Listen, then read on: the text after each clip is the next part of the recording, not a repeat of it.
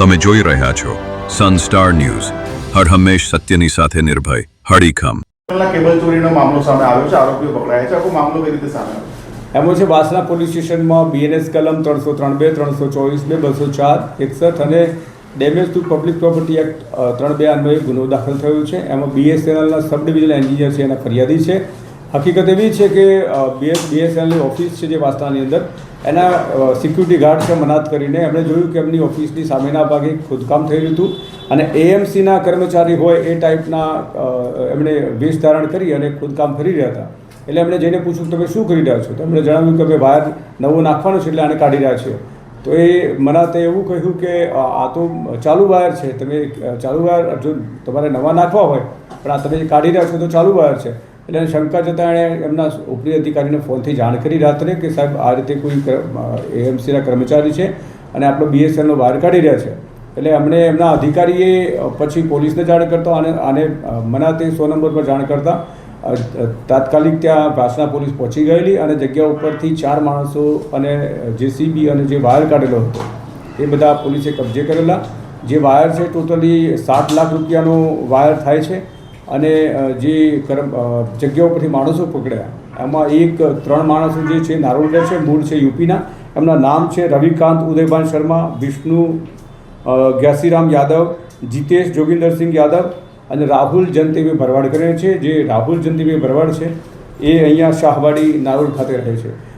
આખો બનાવ છે એમાં એવું છે કે જે રાહુલ છે એના દિલ્હીનું કનેક્શન હતું અને દિલ્હીના કનેક્શનથી એક આખી ગેંગ આવેલી હતી અને એ ગેંગે એમને કીધેલું હતું કે જે ગ્રાઉન્ડ સપોર્ટ છે એ તમારે પૂરો પાડવાનો રહેશે અને જે ચોરીશું એમાંથી જે મુદ્દામાલ મળશે એમાંથી અમુક ફિક્સ પર્સન્ટેજ તમને આપવામાં આવશે. એ આખી ગોઠવણ કરીને આ લોકોએ AMCના કર્મચારી છે એવું કરીને હાઇડ્રા જે વાયર ખેંચવા માટેનું મશીનરી જે ક્રેન જેવું આવે છે એને લાવેલા હતા. એક આઈશર હતું અને આ લોકો ચોરી કરી રહ્યા હતા. એ વખતે સિક્યુરિટી ગાર્ડની સતર્કતાના કારણે એને જાણ કરીને પોલીસ પહોંચી જતા 4 માણસો જગ્યા ઉપરથી પકડાઈ ગયેલા અને બાકીના ભાગી ગયેલા છે. 4 માણસોની ધોરણસર અટક કરવામાં આવેલી હતી અને આજ દિન સુધીના રિમાન્ડ ઉપર હતા અને આજે નામદાર કોર્ટમાં રજૂ કરવામાં આવેલા છે.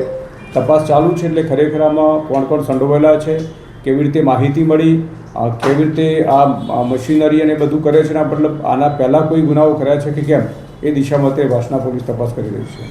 આરોપીઓ કેટલા છે, કોણ કોણ છે ફરાર? અત્યારે ફરાર આરોપી છે એમાં નામ કોઈ જાહેર થયા નથી, પણ જે જગ્યા ઉપર અને CCTV ફૂટેજમાં દેખાય છે 15 થી 20 જણા, એ અત્યારે 15 થી 20 માણસોની તપાસ પોલીસ કરી રહી છે. ખાસ કરીને ક્રેન ભાડે લીધી, વસ્તુઓ લાગે, હેલ્મેટ લાગે, કપડાં લાગે, એ બધું કોણ લાવ્યું, કેટલા રૂપિયા ખર્ચો કર્યા લોકોએ? એ જે છે એ જે આરોપી આપણે પકડ્યો છે રાહુલ ભરવાડ કરીને, એ ગ્રાસ રૂટ એટલે જેટલું જમીન ઉપર જેટલું કામ બનાવવાળી જગ્યાએ કરવાનું હતું, એમાં સપોર્ટ જેટલો કરવાનો હતો એ તમામ એકત્રિત કરવાનું. જે ક્રેન ભાડે લાવ્યો, જે હાઇડ્રા ભાડે લાવ્યો છે, એના માણસો છે, હેલ્મેટ છે, બધું જ આયોજન રાહુલે કર્યું હતું. પહેલાં જે ગેંગના માણસો એ આઈશર લઈને આવેલા હતા અને જેવી ખબર પડી કે પોલીસ આવે છે એટલે લોકો ભાગી ગયેલા છે. એ અત્યારે જેટલા આરોપી પકડાયા છે તમામની તપાસ કરાવતા અત્યારે કોઈ ગુનાહિત ઇતિહાસ ધ્યાને આવ્યો નથી. સાહેબ, આજે દિલ્હીની ગેંગ છે એની સામે કોઈ ગુના ભૂતકાળમાં ક્યાંય પણ દેશમાં કોઈ જગ્યાએ નજર છે?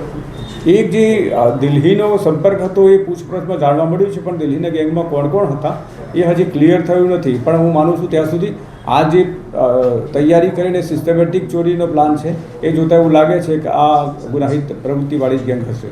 સાહેબ, કેટલા રૂપિયાનો ખર્ચો કર્યો કંઈ ખબર પડી ને? આરોપી આ ચોરી કરવા માટેની વસ્તુઓ ખરીદી, ક્રેન ભાડે લીધી, એમાં મેઇન જે આનો જે ભાગી ગયો છે એ એનું નામ હજી ડિક્લેર નથી અને મોબાઈલ નંબર પોલીસને મળ્યો છે, પણ જે આયોજન અને પ્રાથમિક જે ખર્ચ ને જે બધું છે એ કરતો હતો, પરંતુ એ ભાગી ગયો છે એટલે પકડાય પછી પૂરેપૂરી ખબર પડી જશે.